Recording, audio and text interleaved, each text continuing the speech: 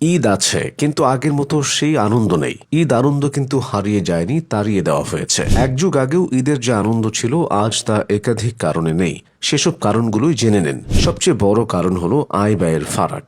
আগে মানুষের আয় কম ছিল, কিন্তু তা দিয়ে প্রয়োজন তো মিটতই, শখও মিটত। নতুন জামা আর ভালো খাবার সব মিলিয়ে একটা তৃপ্তির অনুভূতি ছিল।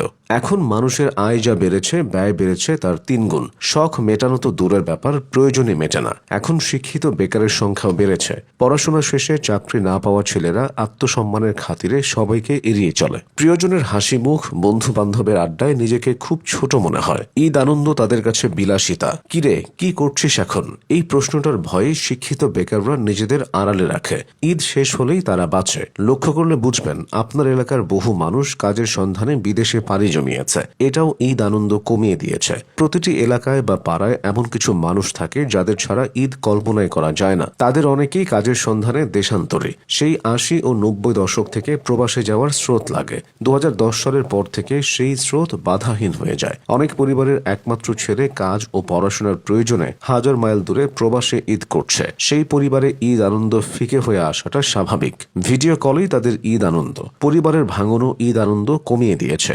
আগে প্রচুর যৌথ পরিবার ছিল, সেখানে ঈদ বাদে সাধারণ দিনও মুখরিত থাকত। কিন্তু এখন পরিবার ভাঙতে ভাঙতে যৌথ পরিবার উধাও হয়ে গেছে। একক পরিবারের সংখ্যা হু হু করে বেড়েছে। ঈদের দিনে বাড়িগুলো তাই জৌলসহীন থাকে। বাচ্চারা ঈদ আনন্দ থেকে অনেকটাই বঞ্চিত হয়। একটা বিষয় অনেকে একমত হবেন যে স্মার্টফোন আর ইন্টারনেট সহজলভ্য হওয়ার আগে প্রকৃত ঈদ আনন্দ ছিল।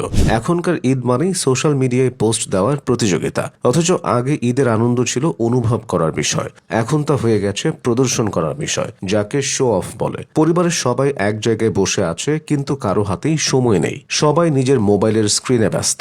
দূরে থাকা বন্ধু বা আত্মীয়ের সাথে ভিডিও কলে কথা বলছে ঠিকই, কিন্তু পাশে বসে থাকা মানুষগুলোর সাথে যে গল্প করার কথা, তা আর হচ্ছে না। এর ফলে এক ছাদের নিচে থেকেও সবাই যেন একে অপরের থেকে অনেক দূরে। নতুন টাকার সালামি প্রথায় ভাগ বসিয়েছে বিকাশ। বাড়ি বাড়ি গিয়ে সালামি চাওয়ার বদলে মোবাইলেই সালামি মিলছে। লেনদেন হচ্ছে ঠিকই, কিন্তু সেই মায়া আর স্পর্শটুকু হারিয়ে যাচ্ছে।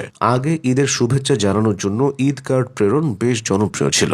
বর্তমানে অফিস ও কর্পোরেট জগতে এর প্রচলন থাকলেও ব্যক্তি পর্যায়ে তেমন একটা নেই বললেই চলে। একটা মেসেজ ফরওয়ার্ড করে ১০০ জনকে ঈদের শুভেচ্ছা জানানো যায়। টেলিভিশনের চল কমে যাওয়ার সঙ্গে ঈদ আনন্দ কমে যাওয়ার একটা সম্পর্ক আছে। ঈদের আগে, ঈদে ও ঈদের পরে টিভিতে নানান অনুষ্ঠান হতো ইত্যাদি। কৃষকের ঈদ আনন্দ, এসব অনুষ্ঠান সবাই পরিবারের সঙ্গে দেখত।